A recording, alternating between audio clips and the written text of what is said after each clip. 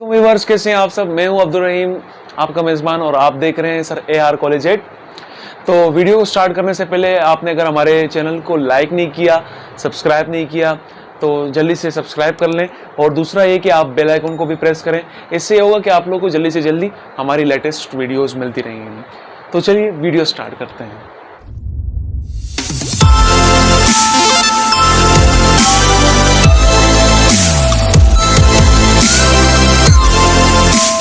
Guys, सबसे पहले हमारे पास हम लोग जब स्टडी कर रहे थे ब्रांचेस ऑफ केमिस्ट्री के बारे में, तो वहाँ पर हमने तकरीबन 4 ब्रांचेस को स्टडी कर लिया। जिसने नहीं देखी तो वो जा सकता है, डिस्क्रिप्शन में मैं लिंक दे दूंगा उसकी, तो आप वहाँ से जाके आप लोग इजीली वहाँ से मेरी जो 4 ब्रांचें मैंने पढ़ाई थी दूसरे वीडियो में, तो आप उस वीडियो में देख सकते हैं इजीली। तो यहाँ पर हम बात करेंगे, हमारे पास यहाँ पर पहली ब्रांच मैंने यहाँ पर मेंशन की है, वो है बायोकेमिस्ट्री। ठीक है, अब ये बायोकेमिस्ट्री, इस ब्रांच में हम क्या पढ़ते हैं बेटा? अगर जैसे कि हम देखें तो बायो मीन्स क्या होता है? लाइफ। ठीक है, और अगर केमिस्ट्री में अगर हम इसको देखें तो केमिकल्स वगैरह आप लोग बोलते हो। ठीक है, ठीक है। अब लाइफ यानी कि जानदार, यहाँ पर बायो मीन्स लाइफ है, तो लाइफ किसके पास होती है? जानदारों के पास होती है, सब जानते हैं। ठीक है, अब बेटा जानदार किस तरह से अपने फूड में से एनर्जी एब्जॉर्ब करते हैं? ठीक है, जो हम खाना खाते हैं, ठीक है, वो किस तरह से जाके हमारे स्टमक में जाके किस तरह से सिंथेसिस होता है, यानी कि किस तरह प्रिपेयर किया जाता है, किस तरह से वो ब्रेक डाउन होता है, और इससे फिर कैसे एनर्जी मिलती है हमें, और किस तरह से लिविंग ऑर्गेनिज्म जो हैं वो अपने उनसे अपना खाने से जो है ना एनर्जी वगैरह हासिल करते हैं। दूसरा, पहली जो चीज़ है, हम इसमें एनर्जी की बात हो गई कि किस तरह से बेटा हम लोग फूड से एनर्जी हासिल करते हैं। ठीक है, किससे हासिल करते हैं? फूड से, खाने से। दूसरा, इस ब्रांच में किस तरह से बेटा मेडिसिन्स प्रिपेयर होती हैं। ठीक है, मेडिसिन्स, एग्रीकल्चर, यानी कि मेडिसिन्स को हम लोग अद्वियात कहेंगे। एग्रीकल्चर की बात कर लूं,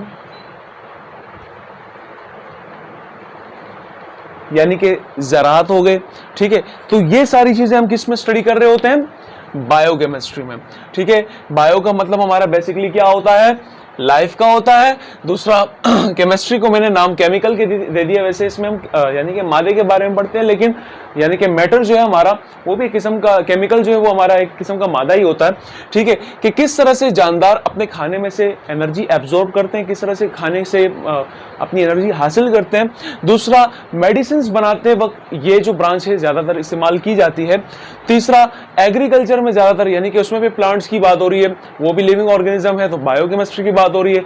बायो मीन्स लाइफ होता है, तो प्लांट्स को किस तरह से बढ़ोतरी देनी है, कैसे वो अच्छी ग्रोथ कर सकते हैं, किस तरह से वो कम टाइम में अच्छा यानी कि बड़ा हो सकते हैं। तो ये सारी चीज़ें हम किस में स्टडी करते हैं? बायोकेमिस्ट्री में स्टडी करते हैं। दूसरा जो हमारे पास गाइस ब्रांच है, न्यूक्लियर केमिस्ट्री।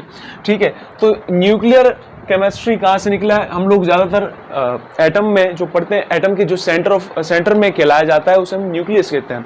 तो यहाँ पर न्यूक्लियर केमिस्ट्री को देखा जा रहा है, तो इट्स मीन न्यूक्लियस। इसमें हम किस चीज़ को स्टडी करते हैं? न्यूक्लियस को स्टडी करते हैं। अब न्यूक्लियस में हम किस चीज़ को स्टडी कर रहे हैं? यहाँ पर गाइस न्यूक्लियस से रेडियो एक्टिविटी का जिक्र होता है। ठीक है, रेडियो एक्टिविटी क्या होती है? अब रेडियो एक्टिविटी एक ऐसे एटम्स, ठीक है, जिनके ऐसे एलिमेंट्स या एटम्स जिनके अंदर जो इलेक्ट्रॉन वगैरह हैं वो बिल्कुल अनस्टेबल, हाईली अनस्टेबल होते हैं।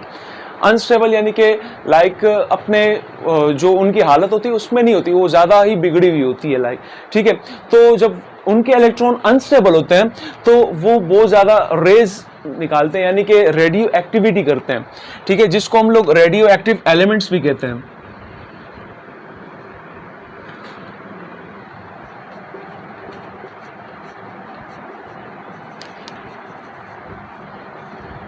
ठीक है, जिसको हम रेडियो एक्टिव एलिमेंट्स भी कहते हैं, क्योंकि इनमें से बहुत ज्यादा रेडियो एक्टिविटी निकलती है। ठीक है, अच्छा, अब इस रेडियो एक्टिविटी का फायदा हमें क्या होता है? रेडियो एक्टिविटी होने का फायदा यह है कि इसको हम ज्यादातर किस चीज में यूज करते हैं? ट्रीटमेंट में। किस में? इलाज के तौर पर। अब हमने जहाँ पर भी पढ़ा है कि रेडियो एक्टिविटी जहाँ पर होती है वहाँ पर तो यानी कि वो खतरनाक रेज होती हैं, तो इलाज इसका लाइक ज़्यादातर ब्रेन ट्यूमर्स हो गए, ठीक है। इसके अलावा हमारे पास कैंसर होता है, ठीक है। कैंसर की जो बीमारी है, ब्रेन ट्यूमर हो गया, पहले कैंसर को मेंशन कर लेता हूँ, ठीक है। अब कैंसर क्यों होता है? कैंसर इस वजह से होता है क्योंकि कैंसर जब आपको होता है ना तो आपके बॉडी में बहुत सारे जो सेल्स की ग्रोथ होती है ना वो आपके आपके कंट्रोल में नहीं होती है, ठीक है। आपके बॉडी के कंट्रोल में सेल की ग्रोथ नहीं हो, यानी कि एक्स्ट्रा सेल आपके बॉडी में फैल रहे होते हैं, ठीक है। और वो सेल आपके लिए नुकसानदेह होते हैं, हार्मफुल होते हैं, जिसकी वजह से आप लोगों को कैंसर की बीमारी हो जाती है और नाउज़ुबिल्लाह आपको फिर जो है ना इन्ना लिल्लाहि व इन्ना इलैहि राजिऊन हो जाता है। क्यों? क्योंकि आपके अंदर जो आपके बॉडी में वो सेल्स की जो है ग्रोथ ज़्यादा होने लगती है, आउट होने लगती है, जिसकी वजह से इंसान का अगर लास्ट स्टेज है तो वो फिर बचने से यानी कि बच नहीं पाता। तो उसका इलाज किसके ज़रिए किया जाता है? हम लोग रेडियो एक्टिविटी के जरिए करते हैं, यानी कि इसमें से ऐसे शुआएं निकलती हैं, ठीक है, ऐसे लेयर्स निकलती हैं जो बेटा हम लोग क्या करते हैं कि उसको हम उस जगह पर जहाँ पर जिस बॉडी पार्ट में या फिर बॉडी में जहाँ कैंसर है तो उस पर वो रेज लगने से उसकी ग्रोथ को कंट्रोल किया जा सकता है, कंट्रोल में लाया जा सकता है और इसी तरह से कैंसर का इलाज बनाया जाता है। सेम इसी तरह ब्रेन ट्यूमर की भी कहानी हुई है कि ब्रेन ट्यूमर को किस तरह से कंट्रोल किया जाता है। तो रेडियो एक्टिविटी ज़्यादातर हम किस में पढ़ते हैं? न्यूक्लियर केमिस्ट्री में पढ़ते हैं। इसके अलावा आपने रेडियो एक्टिविटी उसमें यूरेनियम के एलिमेंट्स में देखा होगा, ठीक है। और भी सारे एलिमेंट्स हमारे पास ऐसे मौजूद हैं जो रेडियो एक्टिव एलिमेंट्स कहलाते हैं, ठीक है। अब आगे आता है हमारे पास environmental chemistry.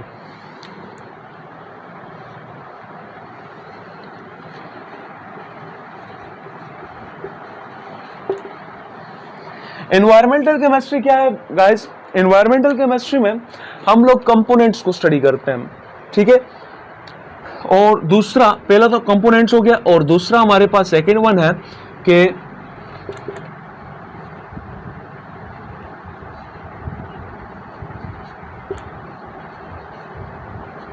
Effects of human on environment.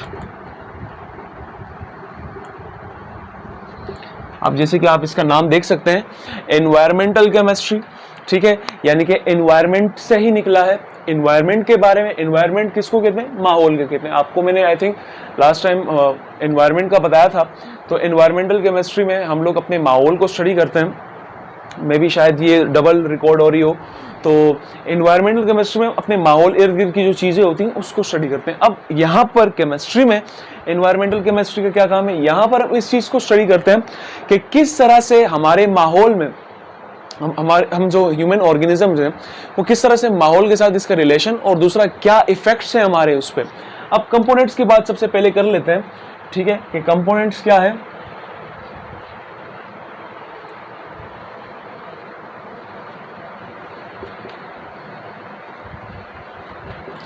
पहला है हमारे पास बायोटिक और दूसरा हमारे पास है एबायोटिक।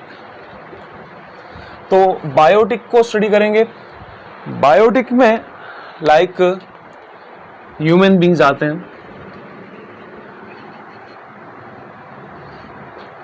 एनिमल्स, ठीक है।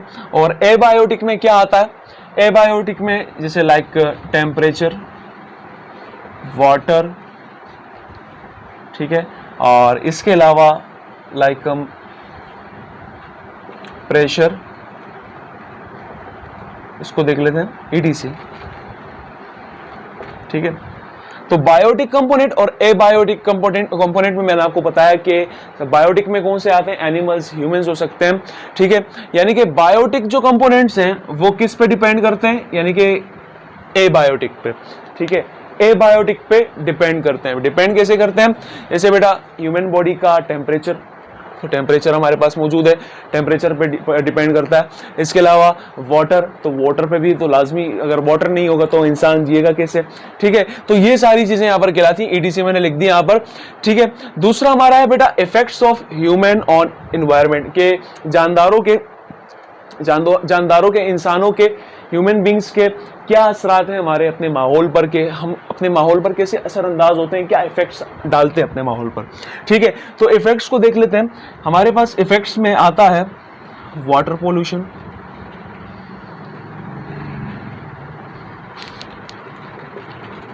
ठीक है, इसके अलावा एयर पोल्यूशन।